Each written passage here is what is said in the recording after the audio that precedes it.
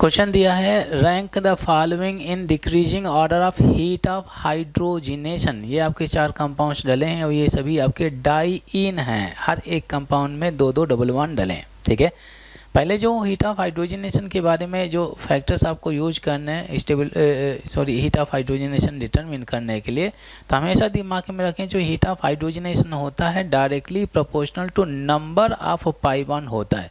तो जिस कंपाउंड में जितने ज़्यादा पाई बॉन्ड होंगे उसका हीट ऑफ हाइड्रोजनेशन ज़्यादा है। अगर नंबर ऑफ पाई बॉन्ड सभी में अगर सेम हो जाते हैं तो सेकेंड आपको फॉर्मूला यूज करना है, हीट ऑफ हाइड्रोजनेशन होता है इनवर्सली प्रोपोर्शनल टू क्या होगा भाई, स्टेबिलिटी होता है।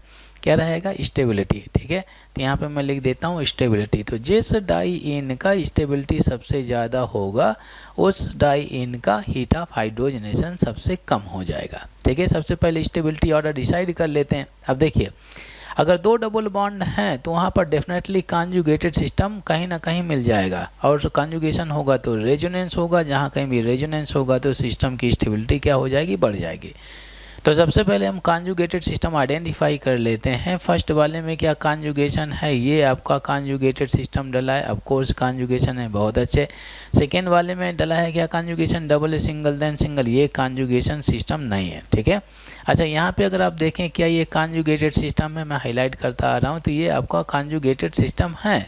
और फोर्थ में क्या कॉन्जुगेशन है, बिल्कुल कॉन्जुगेशन नहीं है। ठीक है, अब देखिए एक चीज़ क्लियर हो गया कि जो फर्स्ट एंड थर्ड हैं, फर्स्ट एंड थर्ड की स्टेबिलिटी सेकेंड और फोर्थ से ज़्यादा होगी। अब ये फर्स्ट एंड थर्ड में सबसे ज़्यादा स्टेबल कौन होगा, तो हम क्या करते हैं कि यहाँ पर हाइपर कॉन्जुगेशन डिसाइड कर लेते हैं। अगर रेजोनेंस से हम डिसाइड नहीं कर पा रहे हैं तो हाइपर कॉन्जुगेशन यूज करेंगे क्वेश्चन को आंसर करने के लिए। अच्छा, दोनों ये आपका जो फर्स्ट एंड थर्ड है दोनों में कॉन्जुगेशन है तो हम हाइपर कॉन्जुगेशन का सहारा लेते हैं। अब देखिए ये कॉन्जुगेटेड सिस्टम है, इसका नेक्स्ट कार्बन अल्फा कार्बन होगा, यहाँ पे जाएंगे अल्फा कार्बन होगा, इधर से देखेंगे तो अल्फा कार्बन होगा, इस डबल बॉन्डेड कार्बन का ये आपका अल्फा कार्बन हो गया। तब कैलकुलेट कर लेते हैं total number of alpha hydrogen जिसे हम हाइपर कॉन्जुगेशन बोलेंगे। तो 2 + 2 + 2 2 + 2 कितना हो गया, 8। यहाँ पर हाइपर कॉन्जुगेशन कितना हो रहा है, 8। बहुत अच्छे। अच्छा, थर्ड वाले में अगर आप देखें ये कॉन्जुगेटेड सिस्टम है, इस डबल बॉन्डेड कार्बन का नेक्स्ट कार्बन अल्फा कार्बन, इधर जाएंगे तो अल्फा कार्बन, इधर जाएंगे तो अल्फा कार्बन। इसमें total number of hyper conjugation कितना होगा, अल्फा हाइड्रोजन काउंट करेंगे 2 + 1 3 + 2 कितना हो गया, ये 5 हो गया। तो इसमें हाइपर कॉन्जुगेशन कितना हो गया, 5।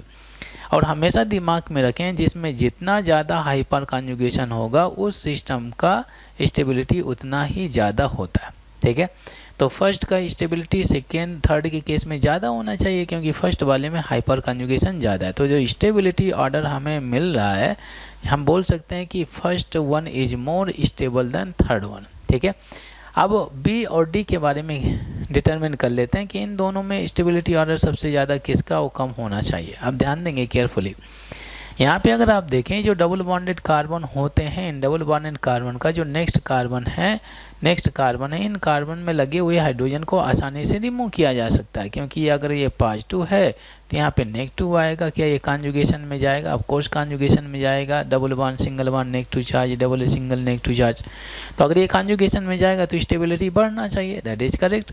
और तो ये डबल बॉन्डेड कार्बन का जो नेक्स्ट कार्बन है वहाँ से हम हाइड्रोजन रिमूव कर सकते हैं। तो इसमें अगर आप देखें ये डबल बॉन्डेड कार्बन है, ये आपका अल्फा कार्बन हो गया, इधर जाएंगे तो ये भी अल्फा कार्बन हो गया। ठीक है, तो इसमें हाइपर कॉन्जुगेशन कितना आना चाहिए, यहाँ पे 2 हो गया, यहाँ पर कितना हो गया, 1 हो गया। तो हाइपर कॉन्जुगेशन बोलिए 3 आएगा, क्या 3 आना चाहिए। 1 यहाँ पर हो जाएगा एक हाइड्रोजन और 2 हाइड्रोजन यहाँ पे हो जाते हैं।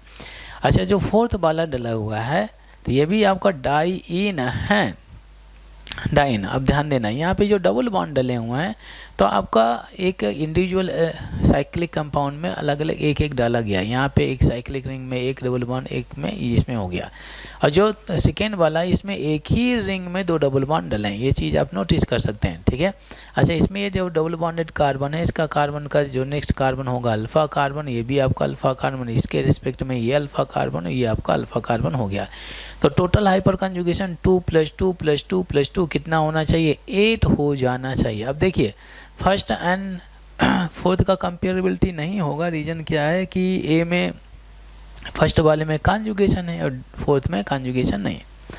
हाइपर कॉन्जुगेशन से डिसाइड नहीं कर सकते हैं क्योंकि रेजोनेंस डोमिनेटिंग फैक्टर होता है। अब एक चीज़ आपको ध्यान देना इम्पोर्टेंट पॉइंट। देखिए ये जो आपका कंपाउंड डला हुआ है, अगर मैंने यहाँ से हाइड्रोजन रिमूव किया तो यहाँ पे आएगा नेगेटिव चार्ज, ये पॉजिटिव चार्ज, ये कॉन्जुगेशन के रूप में, सॉरी ये आपका हाइपर कॉन्जुगेशन के रूप में निकलेगा। Double single negative charge, system की स्टेबिलिटी बढ़ेगी क्योंकि यहाँ पे आ रहा है कॉन्जुगेटेड सिस्टम।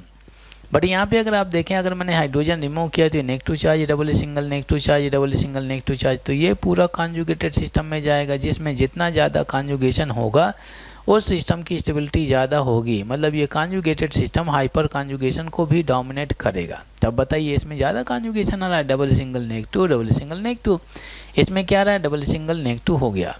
ठीक है, तो सबसे ज़्यादा कॉन्जुगेशन किस में है भाई, सेकेंड वाले में। हाइपर कॉन्जुगेशन से fourth is more stable, but यहाँ पे कॉन्जुगेटेड सिस्टम ज़्यादा डेवलप होने की वजह से second one is more stable then fourth one. तो यहाँ पे आ गया हमारे पास में जो ऑर्डर मिला हुआ है, ये आपका फिर के बाद में सेकेंड हो गया, फिर के बाद में लिस्ट क्या हो गया भाई, फोर्थ हो गया। ये स्टेबिलिटी ऑर्डर है। अब मुझे अगर हीट ऑफ हाइड्रोजनेशन निकालना है तो यही ऑर्डर उल्टा हो जाएगा, वन का सबसे कम, फिर के बाद में थर्ड का, फिर के बाद में सेकेंड का, और सबसे ज़्यादा हीट ऑफ हाइड्रोजनेशन किसका हो जाएगा, फोर्थ का हो जाएगा। तो 1 3 2 4 कहीं पे दिया है क्या, 1 3 2 4, ठीक है, 1 3 2 4, 1 3 2 4, वन का सबसे ज़्यादा हो जाएगा, 1 3 2 4 3 2 4, ये डला है। सी ऑप्शन सही होना चाहिए। ठीक है, सी ऑप्शन डला हुआ है, C option is the right answer.